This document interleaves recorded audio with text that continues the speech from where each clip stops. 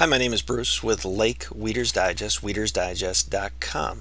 Today I wanted to give you a bit of a report on a new process that's being established in the state of Minnesota and what it's called, and this is a flyer that was recently sent out. It's a mandatory action for lake service providers, and this is put together by the state of Minnesota, Minnesota Department of Natural Resources, and the Minnesota Waters Group.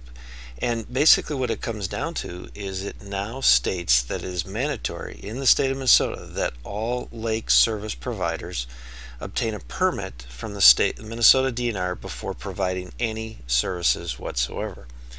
Now, I'm typically not a big fan of additional regulations, especially on business owners, and this is a bit of a hassle, but I do see some positives to it. What it requires is that all business owners are going to have to actually go attend a workshop, and all employees of that lake service provider is also going to have to go through an online course, and they're going to have to be able to provide a certificate of completion, and there's actually an exam to it. So it's going to be a little bit of a hassle. It's going to slow down the process, but to reduce these little guys that you see in the lower right hand corner of zebra mussels and a variety of other invasives, for that reason it's not such a bad idea. Now, back in the days when you could just go out and just hire anybody to give you a hand with your dock, now you're going to have to go through this manual, which is the Lake Service Provider Training. And again, as I said, it is well designed, well put together. It's sponsored by Minnesota Waters and the Minnesota Department of Natural Resources. If you want more information this online, you could just go ahead and Google either of those organizations.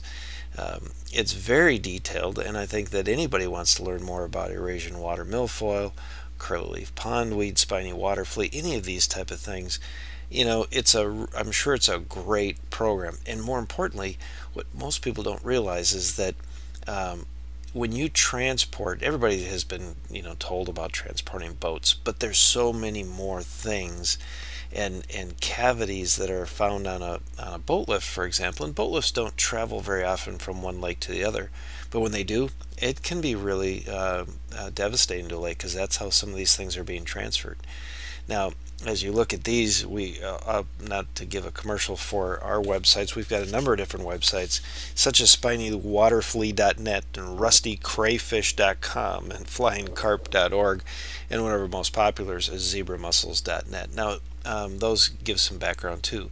Now, this page is found with the DNR talking about the different areas of how they're being transferred. They're being transferred through boating, of course, but this is talking about how the service providers need to do a better job of making sure if they buy a dock or sell a dock from one lake to the other, that those docks can contain a variety of, whether it's zebra mussels or spiny water flea.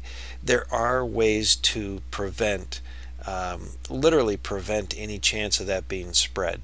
And so that's the type of teaching that is going to be done during this seminar. Now, you can also go online, find this information, and just even make sure that you're doing it properly for yourself if you're transferring it yourself. Because again, this whole course and this permit, everything is only based on the lake service providers specifically.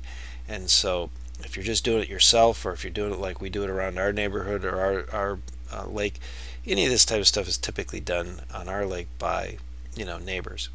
Now, in my house, I actually keep my dock in. I've got a website called lakedeicer.com, lakedeicer.com and boatdeicer.com, two different websites. They both talk about how you can leave your dock in all winter long, so I never run that risk of removing my boat lift or transferring it or anything like that, because I just leave it in all year. Now, if you go to the Minnesota Water site, they actually do show you the 100, it says 100 plus lake service providers, and then they've actually got a complete list. And if you want to contract somebody, let's say in the Detroit Lakes area, all you have to do is go onto this list, and you'll find somebody with their company name and their phone number. So I think that's kind of a good deal. Again, unfortunately, it's more regulation, but it's a good setup, and you'll know that if you hire one of those people, they've been through the lake service provider training. Unfortunately, it probably adds more costs and things like that. And it's not like you can just go get somebody down the lake and pay them a few bucks, because they even should have to go through this.